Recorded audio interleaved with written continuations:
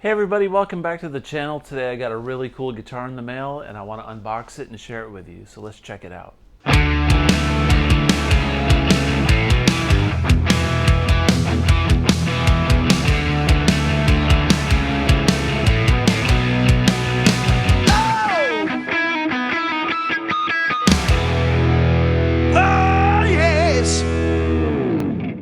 Hey everybody, welcome back to the channel. Today we're going to take a look at this guitar that I bought today and unbox it. I bought this guitar from Guitar Center. I did a trade. I traded in a couple guitars. I actually traded in about 4 lower end guitars and a couple pedals to be able to get this guitar. I got a really nice trade from Guitar Center. They treated me really good down at the local store. Did an order. They didn't have this thing in stock, but I was able to get my trade done at the store, and this was shipped to my house. I wound up getting this in 3 days. Came out of their Kansas City warehouse to Tennessee in 3 days. As you can see, it is a Gibson. If you're familiar with my channel, you know I'm a Gibson fan.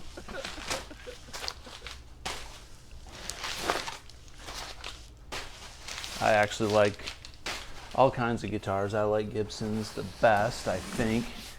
They just seem to sound the best to me for what I do. Yeah, they are pricey. People have a love-hate relationship with them. A lot of people can't stand them. A lot of people love them. I dig them. But to each their own. But I was able to get a good deal. Paid very little for this after my trades. I'm always trying to swap and trade things out. So let's open this up. That was a huge box that came out of, which I was impressed with. I'm happy that was packed the way that it was. All right, let's see if I'm doing this right. What's the deal here? What is the problem? I'm not really trying to save the box, but I'm just trying to make this easy on myself here. Okay, cool. Now this is packed pretty well. This doesn't have a hard case. So as you can see, it's got a nice Gibson soft shell case. This is what they call the soft shell case, all right? And it's got these shoulder straps. Never seen one of these in person, actually. I was a little hesitant on getting this model because of the soft shell case. I kind of like the hard cases, but you know, I bring a lot of my guitars to gigs in gig bags. So I'll probably use this frequently. There's a truss rod cover, there's a strap, and polishing cloth and a truss rod key that's in that bag. All right, cool. Okay, let me reposition this a little bit so I can unzip this so we can take a look at what's on the inside. Hopefully this camera angle is decent enough. Okay, I gotta spin it around. I was gonna zip the other way. I always get things backwards.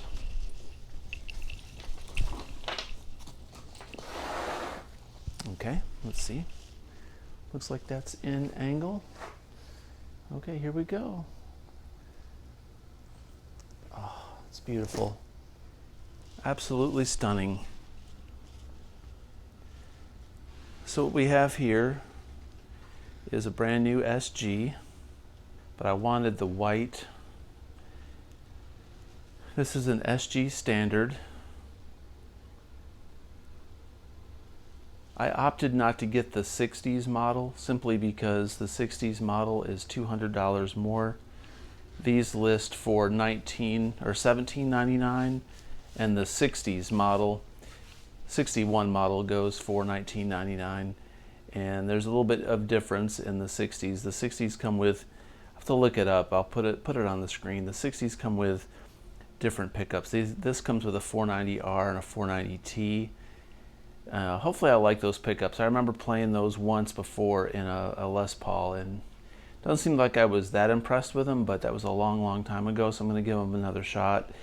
And the 61 comes with a hard case. So for $200 more, I guess the 61 is kind of the, it might be a better value when you consider the hard case.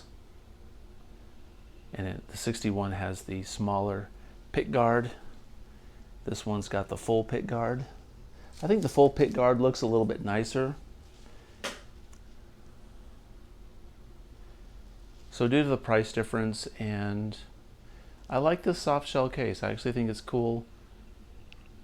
Due to the price difference, and I like the thicker, bigger pick guard, a little bit nicer. I opted for this. Plus with the trade-ins I was only going to wind up having to pay a couple $100. So I was able to get the deal I wanted. All right, this is nice. Let's get some close-ups of the body.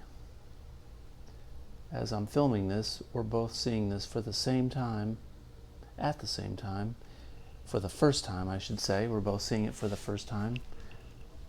I haven't been able to give this guitar a once over and check the frets or check for any weird damages. Now the 61 has got the vintage tuners. This one's got the more modern Grover tuning machines.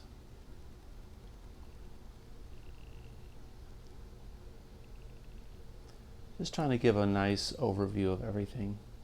A lot of times in these unboxings I feel like I rush things when I watch the video later. I'm like, I should have spent more time doing close-ups. So that's what we're doing today. Okay, this is a black pick guard. For some reason I was thinking this was going to be a tortoise, but I like the black pick guard.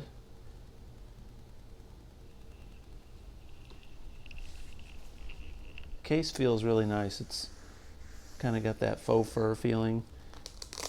This is a Velcro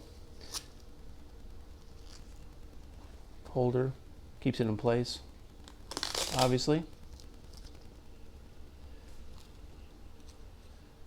Oh, the headstock looks awesome. Gibson logo on that looks fantastic. I love it. I've had two SGs before. I had one with robot tuners. I had the original robot, not the G-Force, the original robot tuner, and that guitar sounded great. It had 498 and 496s in it for pickups, and it was fantastic. But the robot tuners were just terrible. I didn't want to replace them, so I got rid of it. And then I had a Pelham Blue SG with P90s, and I didn't like the paint. I thought it was very sticky and tacky feeling, and the P90s to me just they weren't the best. I've got a few other P90 pickup guitars. I've got a Les Paul with P90s, a gold top that's just so much better. So I got rid of the Pelham Blue SG, and I've been on the market for one that just fits me. So hopefully this will do the trick. From appearances, it already does. So hopefully these pickups are great, and I won't have to replace them with something else. Plan on keeping it stock, but hey, you know, you never know. Pickup replacement may be in store if just for some reason I can't deal with it, but I'm optimistic. All right, let me flip this thing over and we'll get a view of the back side. All right, so let's look at the back of the headstock. So this is a 23. Got the year and the number 3 here in the 5th digit. So we got a 23 model. And no neck breaks in shipping. No damages. This thing looks super clean. It's kind of an antique white, which I like. It's not really bright. It looks beautiful. I'm very excited.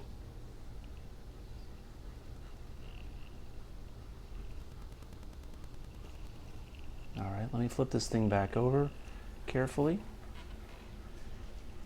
Checking out the frets, the edges. Looks like everything is, yep, everything looks perfect there.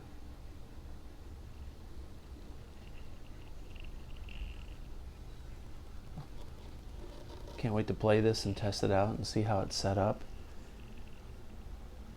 We'll do a full tone test, plug it into the Fractal X8, run it through a variety of tones, and check that out. Let's give it a test. Okay, so I had a minute just to jam on it a little bit before the sound test that we're about to do, and right out of the gate I need to adjust the truss rod a little bit on this. The action on this guitar is super high, so I can tell by my press down on the 12th fret I've got a little bit of back bow in this middle section. The strings are higher up off the frets right here than they are on the 12th and on the 1st fret when I press down here. So there's quite a bit of back bow in it, so I'm going to tighten this truss rod up a bit up here with the tool that came with it. To tighten the truss rod up, really all you do is you bring it, you should loosen it just a little at first, just to give a little bit of relief. You know, that's what's really recommended. Then I'm going to give it maybe a quarter turn to the right to tighten it up. And one thing I'm going to do also is I'm going to lower this down a little bit. This bridge is a little bit too high, so I'm going to get my Allen wrenches out and drop this down just a little bit. They've got a Allen wrench slot right there. I could twist these, but the strings are on it and it's kind of tight, so I'm going to do that real quick and get the action lowered down real nice. And then I'm going to put this cover on it. I want that cover on here instead of the SG truss rod cover. So just a quick 10-15 minute deal. Oh, I'm going to change the strings also. I'm going to put 9s on it. This has 10s. I cannot do 10s. I don't mind hybrids, but I'm going to put a set of 9s on this also so it's slinkier, because I'm a wimp. Alright, quick update. I got the truss rod cover replaced and I got some 9s put on it. I had to lower this bridge down a lot. I mean, I cranked this thing a good 3 or 4 turns and brought it down significantly, and same as this side. I had to really work on this side to get the action just the way that I wanted it, but everything is really super slinky right now. The truss rod adjustment worked just perfectly, and these 9s ought to make this thing just perfect for me. Beforehand it was nice, but I mean, it was just set up really high with 10s, like for like blues, or I mean, you could have even probably done slide on it before. So now I'll plug this in and I'll test it before I do the sound demo, just to make sure we're not getting any buzzes or anything weird, and we'll check out some tones.